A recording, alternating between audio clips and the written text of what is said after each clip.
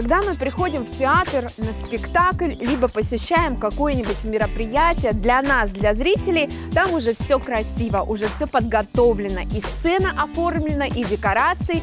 И зачастую мы, конечно же, не задумываемся о том, а как это все происходит, кто этим всем занимается, кто готовит вот это волшебство для нас, для зрителей.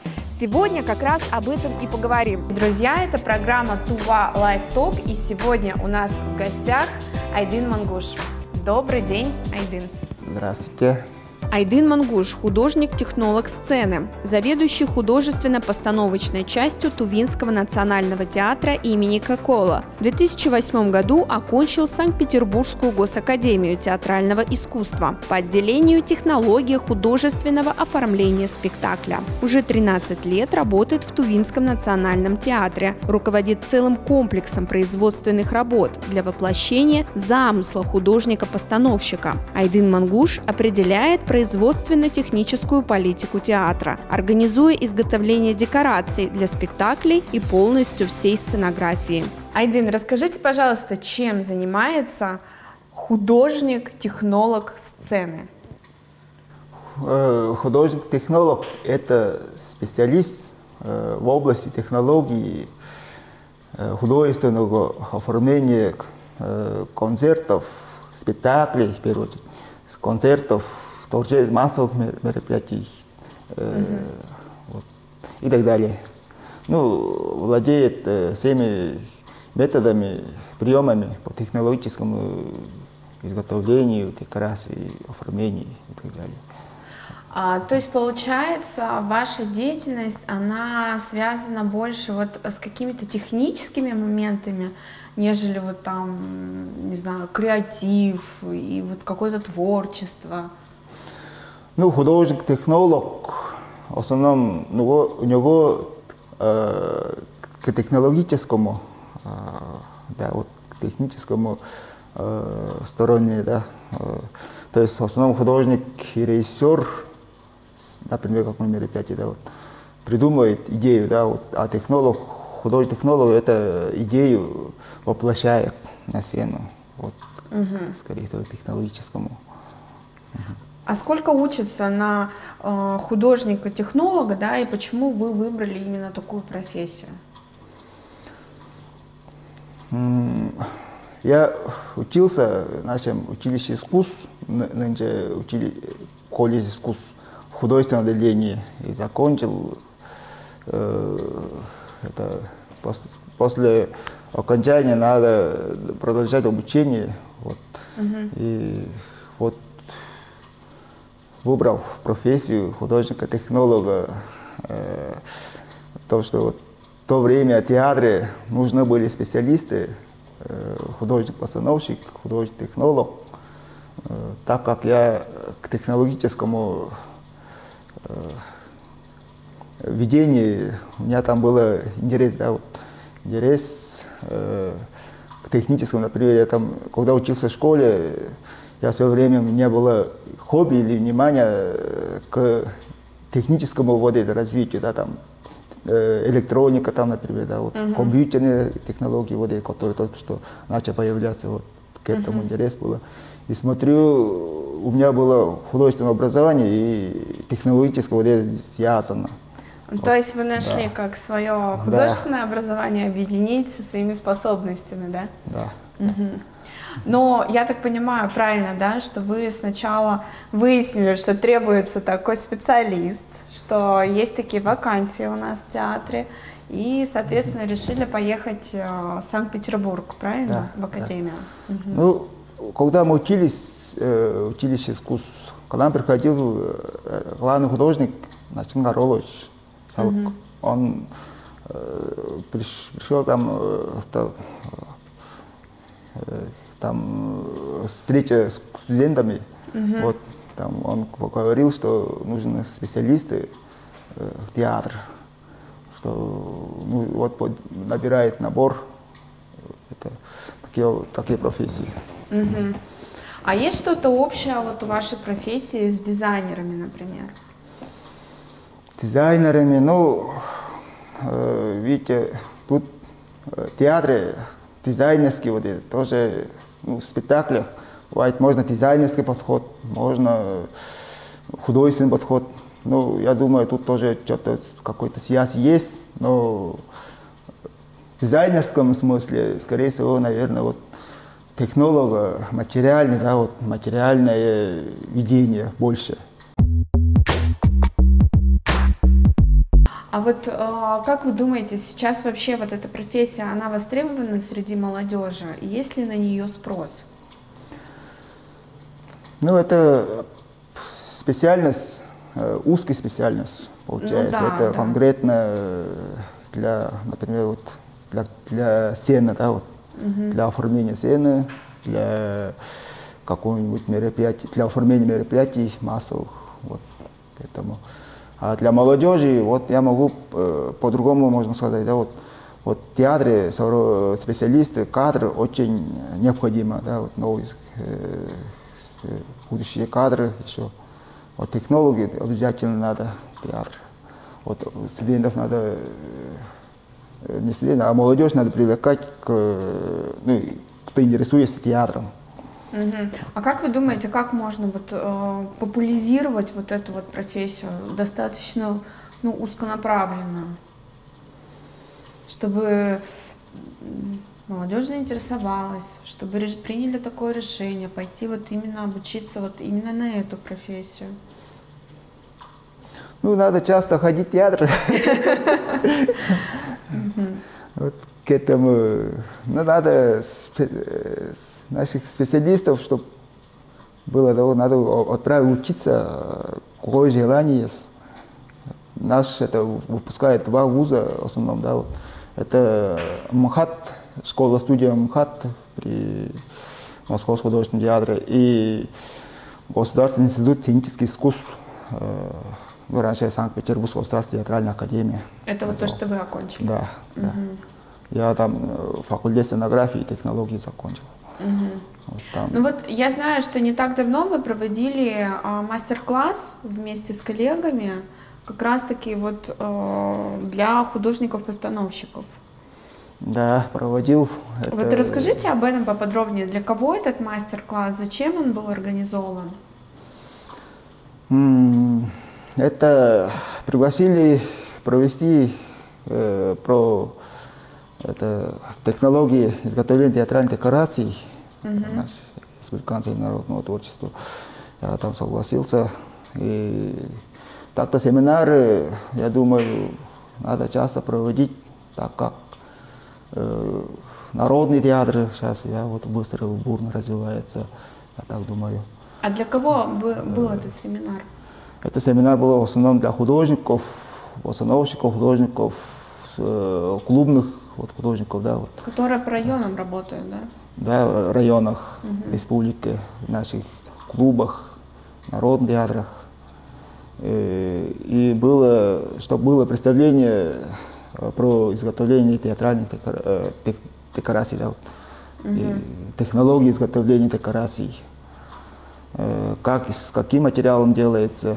Ну, я там в основном начал разговор с устройством сцены, ознакомление сцены, да, вот, чтобы, ну, это нужно понять пространство, на каком пространстве делается декорация, да, вот. Бывают так большие сцены, бывают маленькие сцены, но иногда даже не сцена, а какое-нибудь помещение, да, оформлять. Вот. Ну вот, а вам не кажется, что вот как раз-таки, чтобы завлекать молодые кадры, вот нужно такие мастер-классы своего рода, да, семинары проводить, я не знаю, там в школах, например, да, для тех, кто выпускается, ребят, чтобы они задумались, что есть такая профессия. Я думаю, многие даже не знают о существовании этой профессии. Или там в тот же ККИ прийти, да, рассказать об этом. Вот вам не кажется, что вот именно с помощью этого инструмента можно как-то привлекать молодежь? Ну, я думаю, семинар надо проводить не отдельное помещение, а как-то вот надо театр самом, да, вот. То есть их приглашать театр, к себе, да, и да, показывать театр, уже на сцене, да? Да, да, на сцене, там уже готовыми материалами, да, вот оформление там тут уже готово, да, как делается вот это оформление, особенно во время репетиции, там во время монтажа декораций. Что, ну, вообще это из чего начинается как раз вот с такого момента надо начать, да, вот. Ну вот у вас есть как-то в планах такое с молодежью так поработать? Ну, я надеюсь, что в будущем будет, наверное, такой план. Но пока, пока, не знаю, пока даже не думал. Ну вот задумайтесь об этом. Может, я думаю, у вас получится, и я думаю, многие этим заинтересуются. Какими работами своими вы вот прям гордитесь, да, которые вы делали,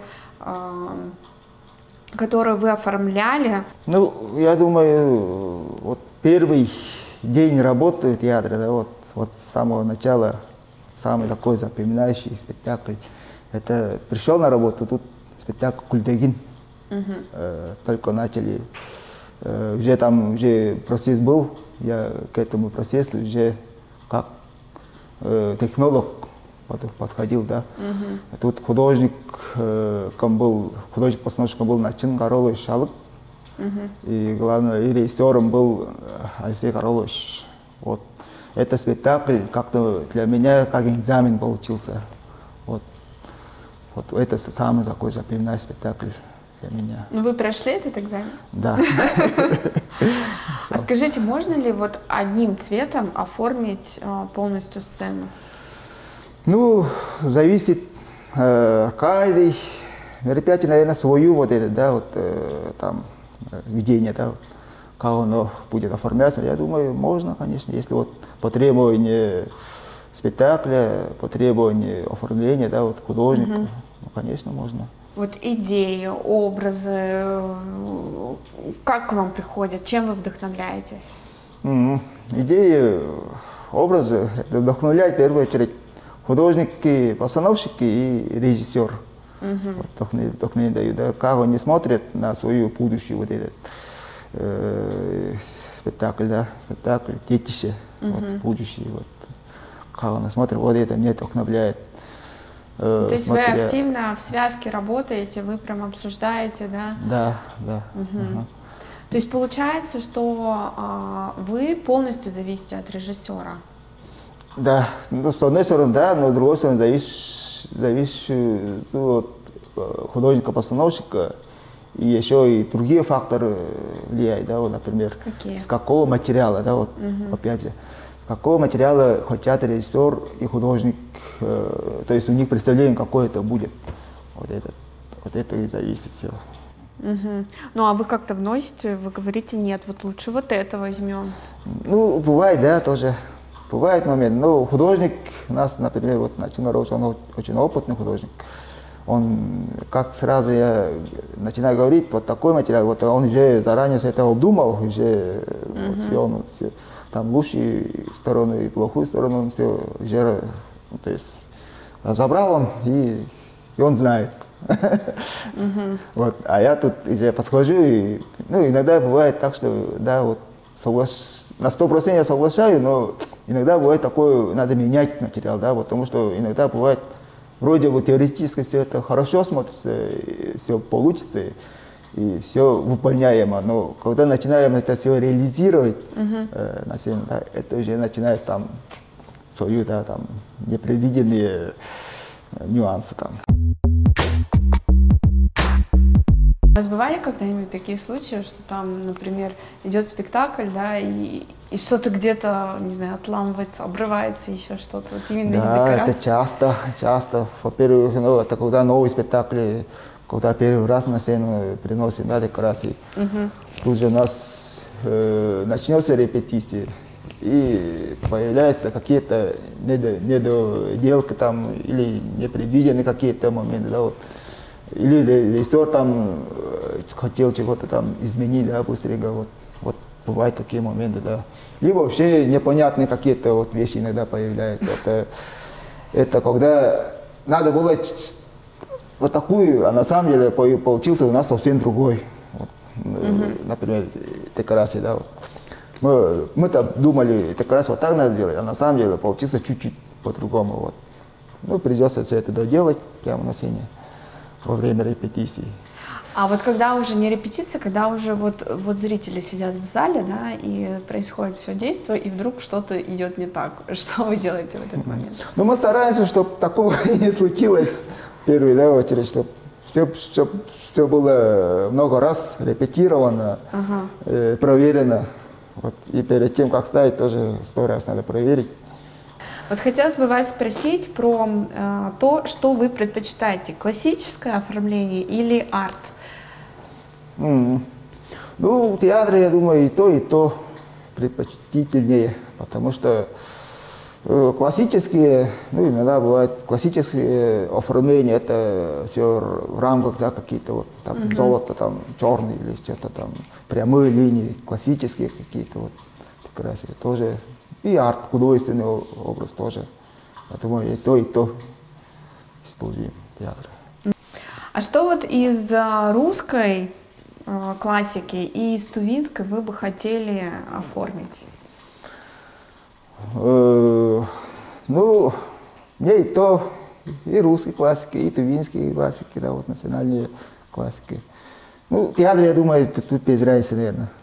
То есть вы с такой позиции не рассматривали? Да, это? я такой позиции не рассматривал, и мне какую художник-режиссер дает задание, да, вот я стараюсь выполнить вот это задание, да, вот, как режиссеру надо и как художнику надо. А вот то, как вас учили в академии, да, и то, как вы работаете сейчас, насколько это отличается? Возможно, за вот эти года, да, которые вы уже практикуете, работаете, у вас сложился, не знаю, какой-то свой стиль, может быть, или какие-то свои там лайфхаки появились, да, то есть в академии вот так учили, а вы поняли, что, ага, можно еще вот так и вот так. Ну, в академии в основном учат теоретически, да, вот там теоретические изготовление декораций, вот, практика проходим, вот, все это в рамках учебы делается. А вот в рамке работы уже реально. Закончил, уже реально. Да. Тут применяемость вот этих технологических вот способов. Ну, бывают сложности, конечно, вот сразу в первую очередь.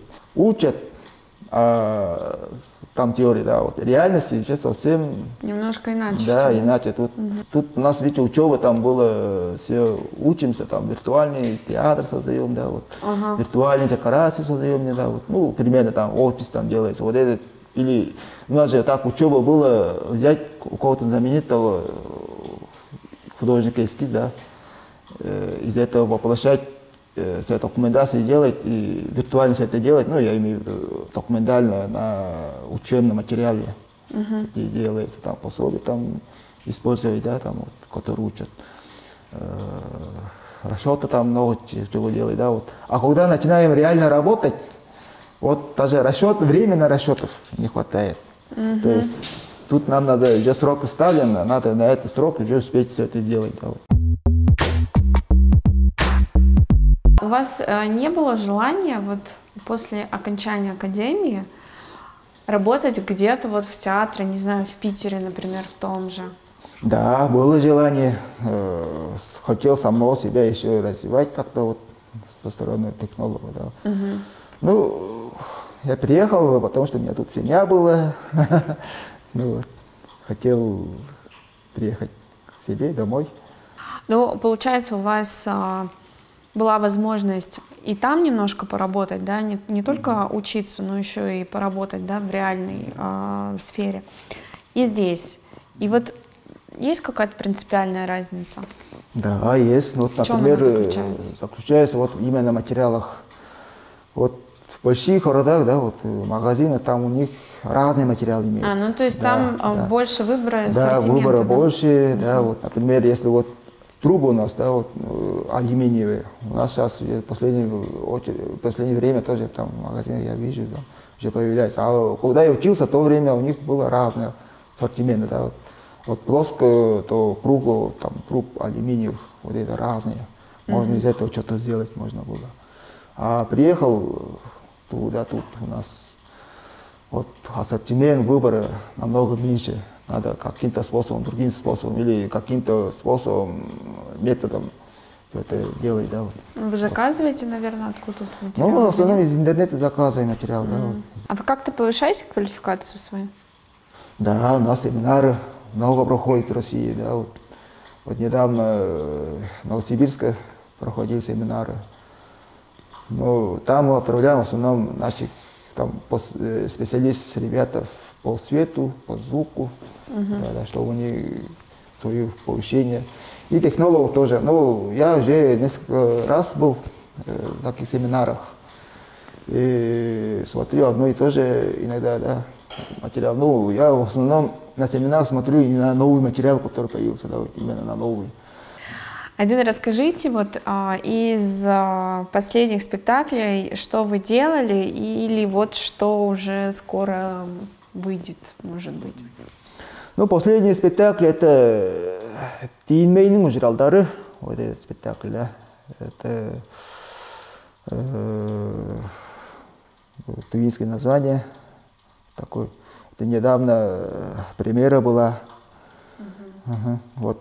Там в основном используется экран, вот этот большой задний экран, светодиодный.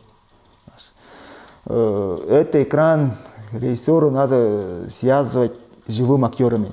То есть сначала он съемку делает, потом эта съемка вставляется на экран, а тут уже как-то соединять живого актера. Вот думаю, вот как раз новые такие. То есть вы уже вот эти новые технологии как-то внедряете в свою работу? Да, внедряем. То есть это уже даже это такой... не только я, вот это же комплексная работа, да, получается. Тут. Это уже даже не спектакль, а такой как перформанс какой-то, да, целое такое представление, да? Да, да. Ну, это тоже как-то новый, ну, театр это новый подход получается. Использование экрана. Сейчас еще задумки на 3D, голограмма вот это, да, сейчас думаем опять тоже художник. Правда? Будет такое в нашем театре? Ну, пока изучаем. Пока изучаем, ну, там небольшие опыты попробуем делать, да, вот. Попробуем на макете смотреть, получится, не получится. А если получится, то попробуем воплощать хотя бы на небольшое помещение. Ну, репзал, там, репетиционный зал может. А может, большую сцену, если там получится. Ну, это, не знаю, это годами, наверное, все равно придут. Сейчас же уже используют же, там, да. в других театрах, в других концертных площадках. На концертах точно было такое уже. Голограмм используют там. То есть актер выходит, там, играет, и он теряется быстрее. Вот. Это уже больше я думаю, это произойдет прям вот. фурор. Но все равно развитие будут, я думаю, надеюсь, что они все равно тоже придут к нам. Вот, Айдын, хочу такой заключительный вопрос вам задать. О чем вы мечтаете? Вот какие задумки вы бы хотели воплотить вот именно касаемо вашей работы? Ну, мечтаю, вот будущее, вот технологии тоже у нас уже тоже существовало. Вот так. Ну, то есть я говорю, что у нас световые оборудования, да, вот тоже развивается годами, быстрыми темпами. Сейчас где говорят, ребята говорят, куда вот в Новосибирске семинары были, им показывали датчиками прожекторы.